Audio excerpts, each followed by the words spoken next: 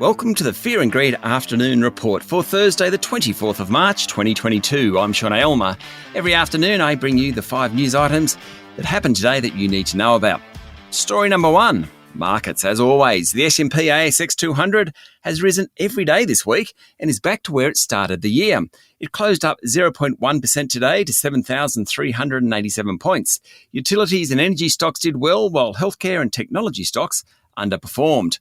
Iron ore prices rose, and that helped the big miners, led by BHP, which jumped more than 2%, and Rio Tinto, which was up 2.5%. The banks were mixed. The oil and gas companies did well, thanks to higher oil prices. Brent crude pushed through the $120 a barrel mark. The best performer today was Whitehaven Coal, up 6.4%. Coal companies are having a very good run at the moment. Brickworks was up 5% after delivering its biggest ever half-year profit, while JB Hi-Fi jumped 4% following a release saying sales so far this year in Australia were up 11%. Zipco was down another 5% today and is nearly 90% below its high point. Investors don't believe the Buy Now, Pay Later group has the size to match it with the big players in the sector. Story number 2. Crown Resorts share price jumped 0.5% today after the Western Australian Royal Commission found it wasn't fit to hold a casino licence in the state, but it could keep operating.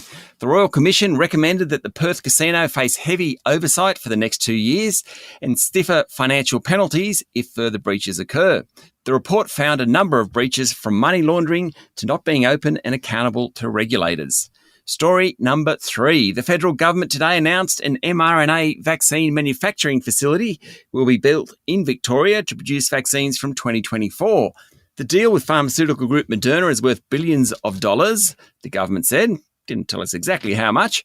And it could produce up to 100 million doses a year. Meanwhile, COVID numbers continue to climb, with 25,000 infections announced in New South Wales today, 11,000 in Queensland and 10,000 in Victoria. Story number 4. Australia has finalised a deal with the Ardern government to resettle up to 150 refugees a year in New Zealand over the next 3 years. What's remarkable about that? Well, the deal was first struck 10 years ago. It's taken that much time. Those eligible will include refugees currently on Nauru under regional processing arrangements and those on temporary protection visas who have been banned from ever settling in Australia.